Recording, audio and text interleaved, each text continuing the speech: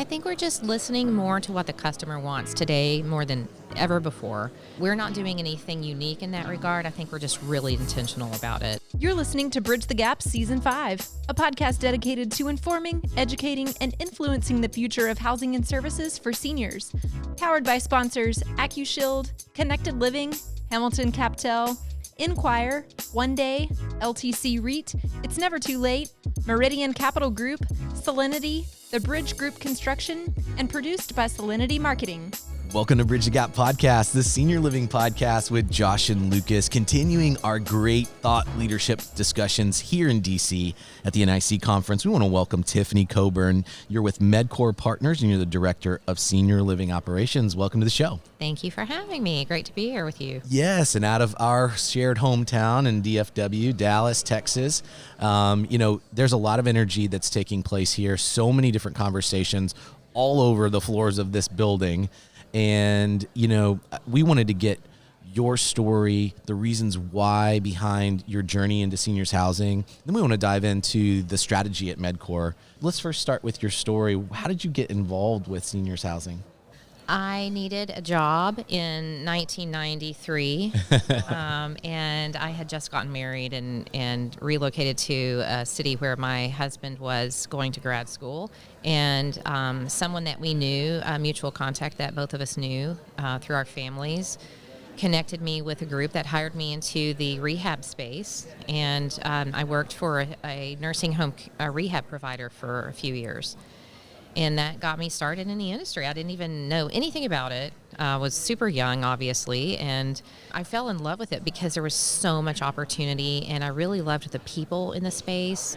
And I was afforded the opportunity at the age of 25 to become an executive director for an independent living and assisted living community.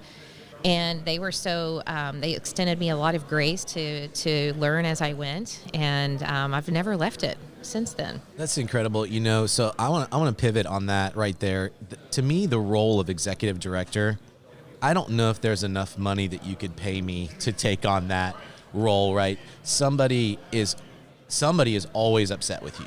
It never ends, right? You have such a responsibility and a weight on your shoulders to manage all of that. How crucial is that role in the success of the two big concerns, labor and occupancy? I always tell people that the role of an executive director is 90 to 95% of the success rate of any senior living asset, and the other 5% is everything else. There you have it. Yeah, and I totally agree with you. I've never heard it broken down in percentages like that, but that totally makes sense to me. And it's something, one of the things that makes it so challenging is, I was just literally talking before we sat down here with the University of Boston, who's doing an excellent job at educating students about senior living, but no matter what you learn in the classroom, until you are in the community, it's just a world of difference, isn't it? Yeah. And so those administrators are so valuable, and your story's not uncommon. We sit down with so many people, even myself, and it was almost an accident. There was no intention, which I would love to see that change. We've talked about that. But I'm excited to learn more about your platform. Now that you're in the industry, you've been in the industry for a lot longer. Tell us about what you guys are up to as far as developing, acquiring, operating. What all are you doing? We're doing both. We're developing and acquiring. And then we typically will find good partners, operating partners across the country that match what our product needs in the markets that we need it done in. One of the things that I do with MedCore is based on my 25 plus years of operating experience directly, is I make it my business to stay up to speed on different operators across the country and what they're doing, and do we have any shared appetites for certain markets or certain types of offerings that would make them a good candidate to be our partner on a deal or a group of communities. both on the development side and the acquisition side. And so that's a lot of fun because it keeps me learning all the time, and I can't do anything unless I'm continually learning. And so that's what makes it so fun to be in this space, is because we're a relatively young industry. Sometimes it doesn't feel that way, but it really is true compared to any other healthcare vertical. And if we really want to feel like we're making an impact on the senior housing industry, part of what that means is we need to be intentional about looking for ways to help redefine it and keep up with everything from changing customer needs and wants to technology to what makes a provider work for a certain asset.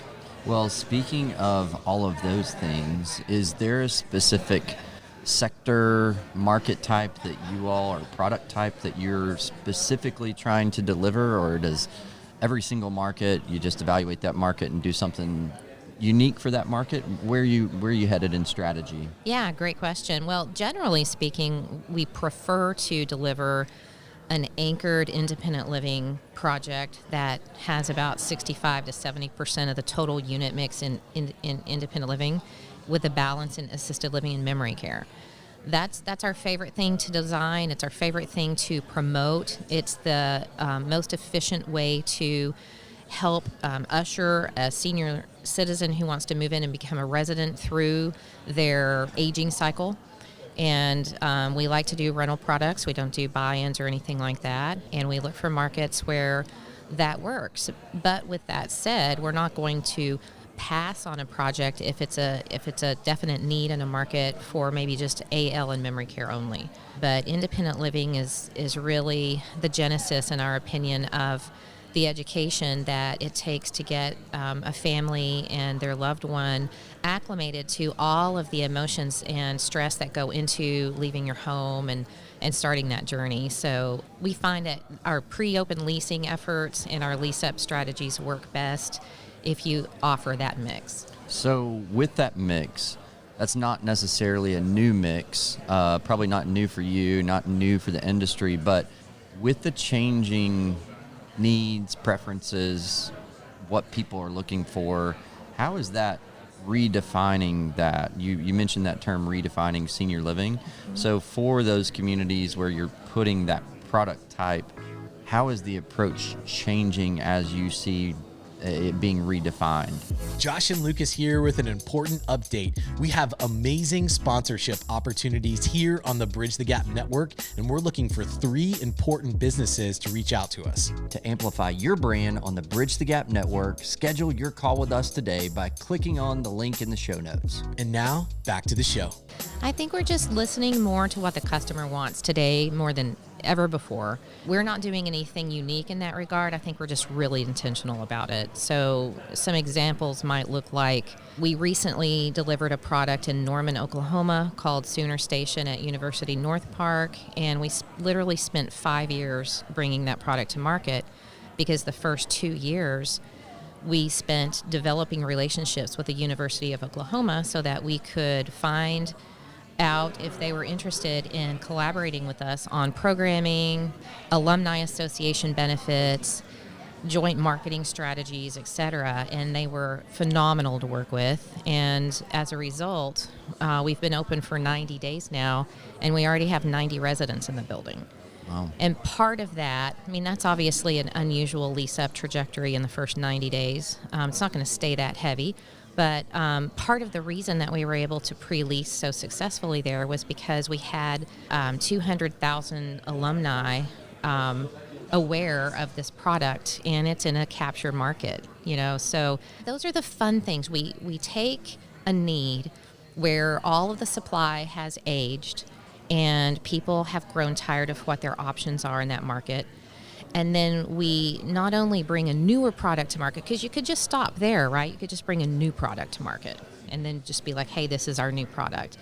But we spend the time to add on this extra layer of interest and relevance to keep seniors feeling like they're not losing their connections to the outside community when they move in. They're in fact going to enhance them, and they're going to have fun doing it. And if we can't go into markets and develop something that sort of fits that narrative or offers those kinds of opportunities on a value add perspective for seniors, we're not going to go in that market. So I have a tremendous amount of fun with this because I get to do the development side of what MedCore does. And so I'm involved from those relationship building efforts very early on in a market all the way through product disposition. So I never stop messing around with the product and learning what technology works there and what are people going to pay for what they want. And, all of those things to me represent new uncharted territory in certain ways, because our ability to meet them at their point of need is where our creativity should be coming in. That's a great summary of the model, specifically for the consumer meeting the changing preferences. I'm interested to know, on the labor side, are you seeing big impact in effective of like your strategy towards development because of the labor things that are going on? Are you having to change your model any, or are you just taking other things into consideration? We've talked to a lot of developers that they're not having necessarily occupancy challenges. They're having labor challenges that prevent them from occupancy. And I'm wondering, from a developer's perspective, is that causing you any sense of heartache or slowing down on the development train, or where you're going, where you're not going? No, actually it's not. And as you all know already, it takes a good 3 to 4 years to fully deliver a new development to market. So our projections for something that might be in design today aren't going to be, generating a need for hiring labor until 30 months from now or so, 30 to 36 months from now. And so we are confident that what we're dealing with our current operating assets is not going to be the same in 36 months as it is today. So we're not really, we are being cautious on developments, but it really has more to do with construction pricing than it does our workforce at the community level. And that has really been resilient. I mean, I don't know what you're hearing with other groups, but what we're seeing in ours is that we're completely done with agency. There's no more temporary labor in our communities. The primary challenge now is overtime hours, just based on the exodus of some of our line staff workers that have not returned to the industry yet. So that's where we're still managing the additional cost. Well, I think that is a great success story, because, the conversations we've had at Nick, it's kind of all over the board. I think everybody agrees mitigating agency is the goal. There's still a lot of communities I've heard are still using a lot of agency. And then there's communities that, hey, we're kind of done with that, beyond that. So it's encouraging, because I would say 6 months ago, everybody was still dealing with agency. We weren't hearing that much. And to our agency friends out there, don't send me hate mail.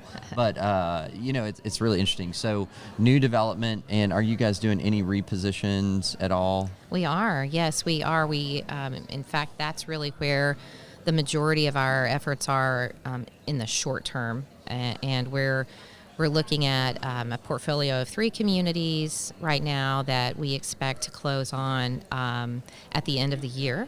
And we're also looking at a project in the Dallas-Fort Worth metro area that we're excited about being able to take at a relatively low basis, reposition it, remarket it, rebrand it, bring in our own in-house management. For the first time, we're doing that on this one community, so we're pretty excited about that.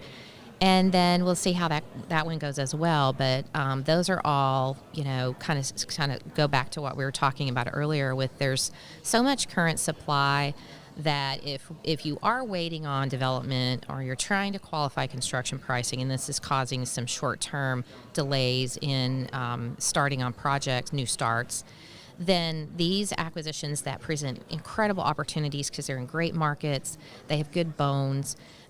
We see incredible upside on value add, that we're running those down because we really believe in enhancing the current supply and letting some of those lower occupancy assets absorb occupancy during this next 6 to 12 months. Well, I think you have perked the ears of a lot of our listeners on a lot of different topics. I know, Lucas, when I saw the antennas go up when renovation, you're the king over there and right in your backyard. So very interesting conversation this morning. Yeah, great thought leadership here. Tiffany, we appreciate you taking time out of Nick to come and sit down with us. I know it's a busy day and kind of last day for big meetings before everybody hits the airways to get back home.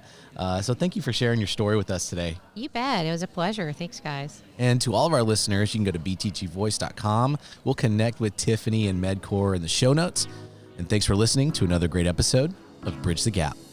Thanks for listening to Bridge the Gap podcast with Josh and Lucas. Connect with the BTG Network team and use your voice to influence the industry by connecting with us at btgvoice.com.